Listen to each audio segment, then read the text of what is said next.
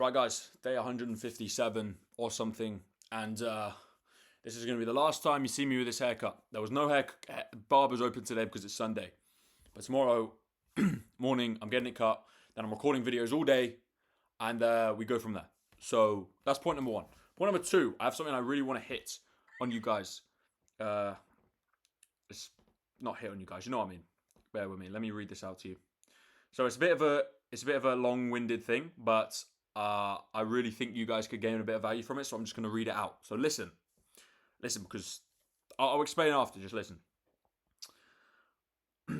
There will always be far more you dreamt of doing than you ever managed to do. A truly practical approach to making the best use of time demands that we stop trying to deny the undeniable, acknowledging not merely that we might not get around to everything, but that we acknowledging that acknowledging not merely that we might not get around to everything, but that we definitely never will. Fucking hell, that was hard to read. That we're guaranteed to have to abandon certain ambitions, disappoint certain people, and drop certain balls in order to make time for doing a few things that count. Sorry, this text is really small. Like I'm reading this, it's really small, so I'm like trying to read it, but it's yeah. In the words of the creativity coach Jessica Abel, borrowing an insight from the world of personal finance that means paying yourself first when it comes to time. Sorry, let me read that again. In the words of the creativity coach Jessica Abel, borrowing an insight from the world of personal finance that means paying yourself first when it comes to time. What she means is doing at least a little of what you care about now, as opposed to banking on finding time for it in the future, once the decks are clear and life's duties are out of the way. Life's duties will never be out of the way. And so, if you really mean it when you say you'd like to write a novel, or spend more of your time with your aging parents, or fighting climate change, at some point, you're just going to have to start doing it. Hold on. There's another subtler sense in which our efforts to use time well frequently seem to end up making things worse. The more you focus on how you and the more you focus on how you're using your time, the more each day seems to feel like something you have to get through en route to some calming, better, more fulfilling point in the future, which never actually arrives. The problem is one of instrumentali- the problem is one of instrumentalization. To use time, by definition, is to treat it instrumentally, as a means to an end. Of course, we do this every day. You don't boil the kettle out of love of boiling kettles, or put your socks in the washing machine out of love for operating washing machines. You do these things because you want a cup of coffee or prefer to wear clean socks. Yet it turns out to be perilously easy to overinvest in this instrumental relationship to time, focusing exclusively on where you're headed at the expense of focusing on where you are. The result is that you find yourself living mentally in the future, locating the real value of your life at some time that you haven't yet reached and maybe never will. In his book Back to Sanity, the psychologist Steve Taylor recalls watching tourists at the British Museum. This is actually a good one. Let me hit on this. Sorry, I've got ads. I was just watching the Indian Wells final. Sorry about the light on my face. Who cares? Right, let me read this properly. Listen to this one. This is the last bit. In his book Back to Sanity, the psychologist Steve Taylor records watching tourists at the British Museum who weren't really looking at the Rosetta Stone, the artifact on display in front of them, so much as preparing to look at it later by recording images and video of it on their phones. They were so intently focused on using their time for a future benefit, for the ability to revisit or share the experience later, that they barely experienced the exhibition at all. Of course, grumbling about the younger generation's smartphone habits is a favourite pastime of middle-aged curmudgeons like Taylor and me, and myself. But I'm young. Yes, yeah. It doesn't say. Let me keep reading. I'm nearly done. But his deeper point is that we're all frequently guilty of something similar. We treat everything we're doing, life itself, in other words, as valuable only insofar as it lays the groundwork for something else. So that hit me pretty hard, and it kind of is. it's kind of similar to what I was talking about in yesterday's video. I need to turn the TV off. It kind of, hold on. Let me turn this bloody lighting off. It reminds me of what I was talking about like the other day. And how it's so easy to disregard the present moment for something that could arrive in the future. Like, I mean, all of us work right now with the intent of it paying off and us having financial freedom or time freedom at some point in the future. And that's why we're doing what we're doing, right? That's why we're working every day with no instantly gratifying results. That's why we do certain things, for something in the future. And a lot of us wait for our lives to be perfect, to which then we can live. And again, I'm 20. Well, 21 now. 21 as of like 2 weeks ago, but get the idea. So my opinion on a lot of things is going to be flawed just inherently because of my age, of course. But what I think is pretty key is as we go through life, whatever age we are, whatever age you are watching this video right now, whatever age anyone is, to not disregard what you have right now for hopes that sometime in the future life's going to be better, because you don't know what you're missing right now. And then when you get to that moment, it's not actually going to feel like that. You're never going to hit that moment where you're like, okay, now my life's perfect, now I'm going to live, You're always going to want more. And I've said this so many times in recent videos, but this thing hit me and I was like, I'm just going to touch on it again because I just want to nail down on it. When you get to a certain point in your life, like say you have a dream, let's just put a figure on it. Say you have a dream of you'll be happy, like you think you're going to be happy when you have this house, when you have this car, when you have, I don't know, a certain amount of money in your bank account, 100k in your bank account. But once you hit that 100k, you're not going to be like, okay, game's over, I'm done now, I'm just going to sit here on my ass, I'm done. It doesn't work like that. You're always going to want something more. And there's a reason why you want something more now. There's a reason why you're going to want something more later. Because you're never going to be inherently happy with what you have unless you teach yourself to be content with what you have, which is a very rare trait. I don't think anyone's ever really been in that position where, okay, now I'm done. Unless you get tired and you get really old and you can't really find the energy to do certain things. So another analogy I use, and I've said this in previous videos, but I know the same people don't watch all of my videos, so I just want to touch on it again. Think of yourself now in your current position. You're watching this on an internet connection. You're watching this with a roof over your head. You're watching this with, I don't know, a TV, food in the fridge, money that you can spend. Like, your life's good. Yes, you might be worried about certain things, but it's only relative to your current scenario, right? Like, there's always going to be issues here and there. There's always going to be things to worry about. If there wasn't anything to worry about, life wouldn't be, I don't know, really valuable, because that's what life is. You can't expect it to just be happy, because then the happy moments you just disregard them because it's the same all the time. So it's always good. There's got to be ups and downs. You just got to embrace them. But if you think about it, you are in this current scenario, as I say, you've got a roof over your head, you've got a house, you've got a TV, you've got a phone, you've got a laptop, you've got a computer, you've got a whatever. But think of yourself in your current position, and then think about someone who is in the slums in India, in a shanty town in India, right? The same people who live their lives and they want more. So they're sat, okay, I would love an internet connection, I'd love food, but they're currently sat in this position that they're in right now and they want more. And but they're sat in this position of, like, I don't want to say just like poverty, right? They want more. So if you took those same people who don't have a roof over their head, who can barely afford rent, who share the same bed with like 20 different people, share the same toilet, whatever, you take them and you go and put them in your current position right now, where you have food in the fridge, roof over your head, TV, whatever. They're going to be like over the moon. They're going to, like, it's all relative, right? So these guys are going to be so happy with their current position that they've come to you in your position. But because you've lived in this manner your whole life, you take it for granted, and then you're going to want more, right? So these same people, they get in your position and you think, yes, they might be grateful once they get here, but give it a few years when they just get to terms with it and it's just normal day-to-day life and they're living with a roof over their head, food in the fridge and a TV, they're going to want more. Because no one's going to be content with just like living the same old menial life every day. They want more. So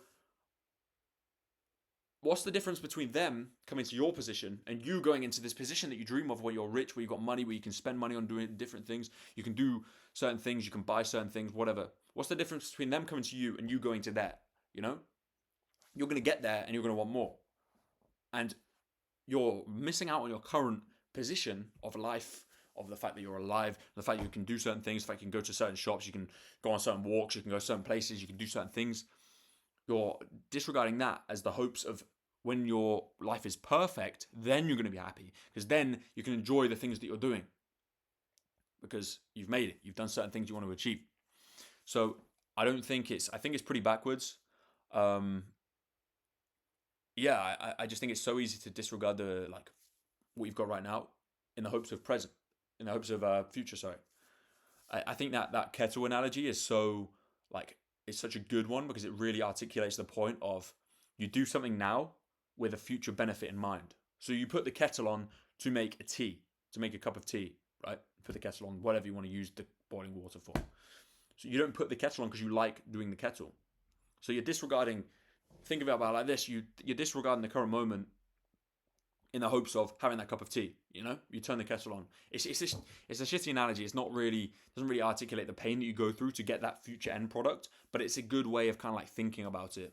So, I think a lot of us just live our lives like that, living doing certain things in the hopes that then we can have the cup of tea later, and that's when we're going to be happy. When in reality, I think a lot of us live very good lives now, but because we've lived the same life for such a long period of time, it feels pretty boring and pretty similar. And I agree with you, and I want to change. Don't get me wrong, but I think just take a look around once in a while and realize where you've come, what you've accomplished, and where you are now, and where you were a year ago, 2 years ago, 3 years ago, etc. Because I don't know about you guys, but when I look back at myself and a year ago, a year ago from now, I'm like, I've learned so much in the last 12 months. I've changed so much. I have such a different worldview. I've learned so many different things. And I just feel like I was such an idiot back then. And now I'm still an idiot. Don't get me wrong. I'm 21. Of course, I'm going to have flawed opinions. I'm not going to be right. And I don't think anyone's inherently right a lot of the time. But no one's going to be perfect, right? But I feel like I've improved from that moment. And I'm here now. And I mean, my life isn't perfect. I haven't achieved the things that I want to achieve, but I don't want to let those things that I want to achieve get in the way of me living the life that I want to live right now, So, I don't know. The only thing that I think is flawed in this current, mind, way of thinking is very backwards, the way that I've kind of just phrased everything. I'm, honestly, how do I say this? I'm very, first of all, I need a haircut. Otherwise, whole thing is disregarded because I'm not getting any girls with this haircut. But I'm very family oriented, right?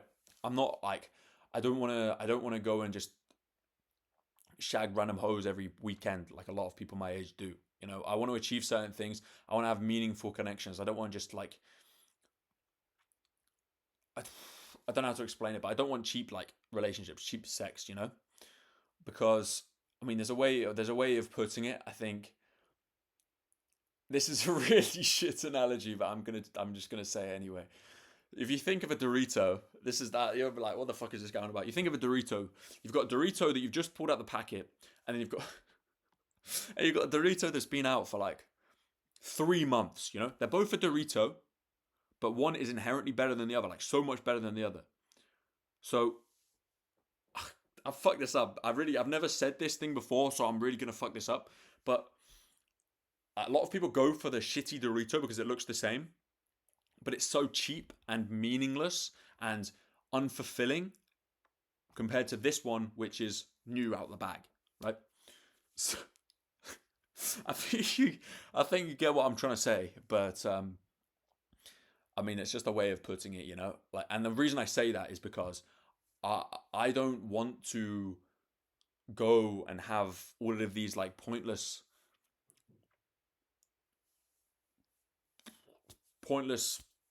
I don't want to be, how do I say this, man? I don't want to just have unmeaningful connections in the hopes of instant gratification of my sexual desires, which sounds so weird to say, bro. I feel like I'm in a PSHE lesson, Jesus Christ. But you know what I mean? I don't want to just, I don't know, I'd rather just build myself up, and then along the way, Like if things happen, you know. I don't like go looking for random hoes like that. I'm really fucking this up, but I hope you understand what I'm trying to say. Like I've really fucked up trying to like explain this point. But yeah, I the thing that I mean is I do all of this work now. The way I'm thinking is I do all this work now, and then at some point along that journey, I'm gonna find something fulfilling.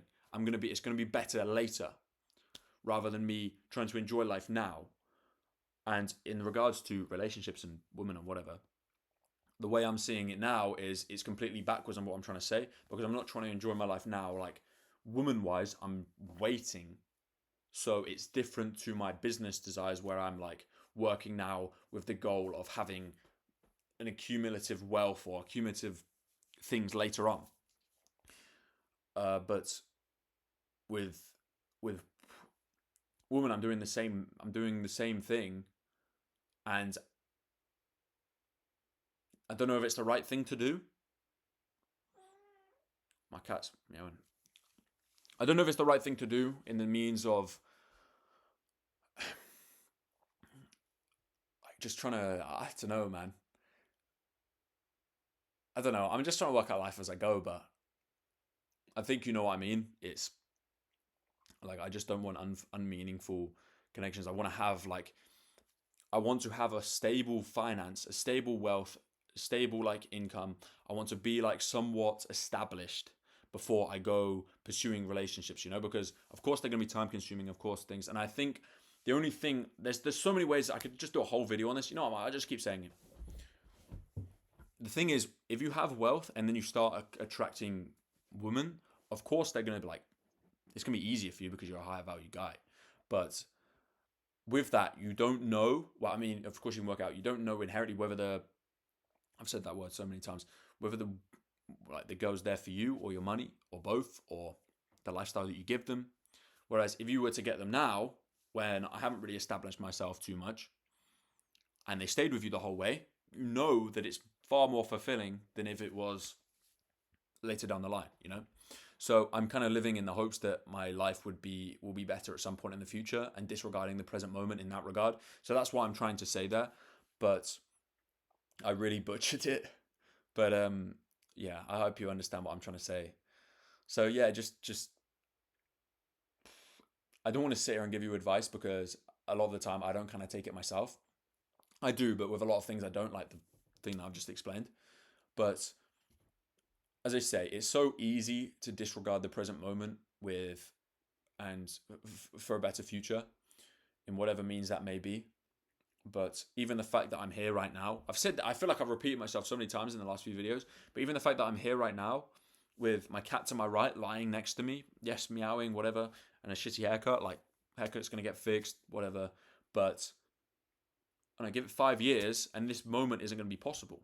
And I'm taking it for granted now, but in 5 years' time, yes, I might have more money, yes, I might have achieved certain things, whatever, but I won't be able to come back here sitting at this time, at the age of 21, working my life out, enjoying the journey somewhat. Well, somewhat, I am enjoying the journey. I'm trying my best to at least. Sometimes it's tough, whatever. But that cat's not going to be there. You know, life's going to be different. I'm going to have different responsibilities. So rather than thinking that one time in the future, yes, my life's going to be perfect, or yes, it's going to be better than it is right now, I'm disregarding my current moment when it's not actually that bad. But because I'm so used to it and I want to change, I disregard it. So it's the same thing with when you're in school, and when you're in school, you want to achieve, you want to be an adult, and then you look back as an adult at school, and you realize that moment's gone, you're never getting it back again.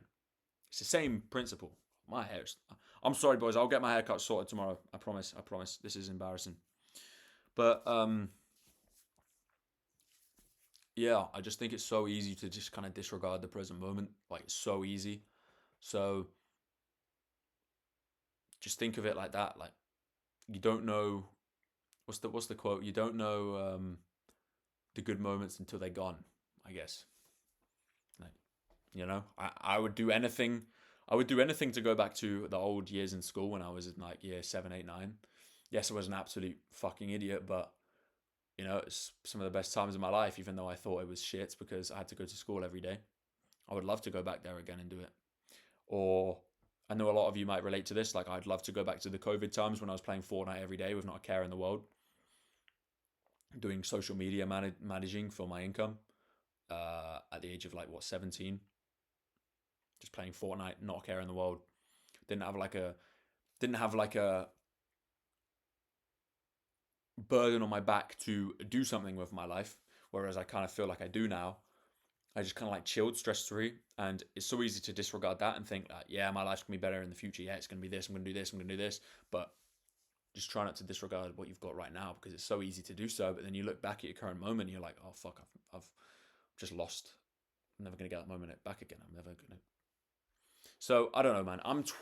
Again, as I say, I'm 21, so everything I say is obviously gonna be somewhat flawed, but I'm just trying to work out life as I go along, and of course I'm gonna be kind of explaining these things to you as I go around my daily vlogs, daily videos, whatever. It's gonna be cool to look back on when I'm older, actually. Imagine myself when I'm just kind of talking to myself now.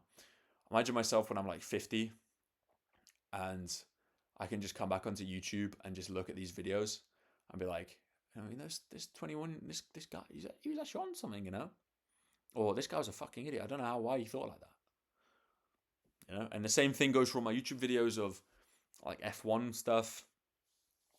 I had a F1 channel which did really well, and I kind of achieved my childhood dream doing that. Not childhood dream, but I would watch F1 videos every single week.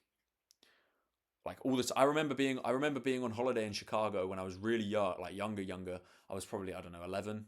Yeah, really, really privileged. No, younger than 11, maybe 8, 9. And the new F1 2010 game released, and it was crazy difference from F1 2009. And I was watching videos on the iPad. I was like, oh my god. And there was Tiamat Marduk uploading videos, and it was when he was small, if you know who that is. And now you get to F1 2019, and for 4 years straight, F1 2019, 2020, 2021, and 2022, I got the game for free from the fucking developers who made that game back in 2010 when I was 8 years old. I got that game for free because I was one of the biggest F1 creators there was, F1 game creators.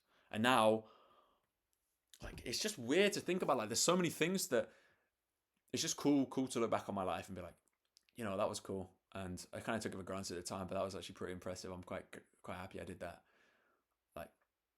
All those small things that you kind of forget about. Oh shit, no way.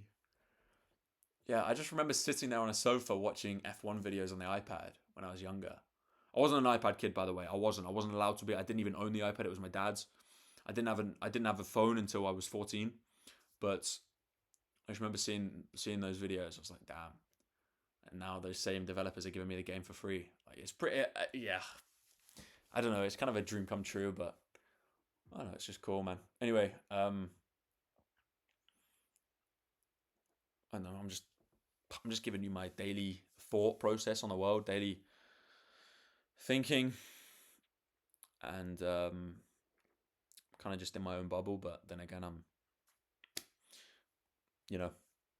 so thank you for watching the video, and be back tomorrow night again. But tomorrow I'll have a haircut and I'm recording all day, so that's gonna be fun. And Leicester lost today, so I'm really not happy. Well, I'm at life's good, whatever. Football doesn't matter at the end of the day. It doesn't matter. What am I gonna do about it? So with that said, thank you for watching the video. I'll be back tomorrow night.